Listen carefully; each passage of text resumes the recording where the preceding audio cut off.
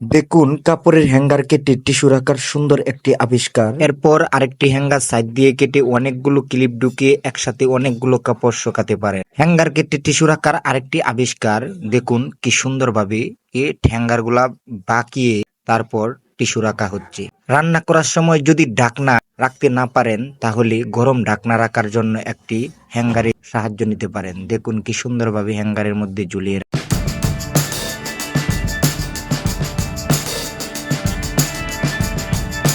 আরেকটি আবিষ্কার দেখুন হ্যাঙ্গারের মধ্যে কি সুন্দরভাবে জুতাগুলো ঝুলিয়ে রাখা হচ্ছে।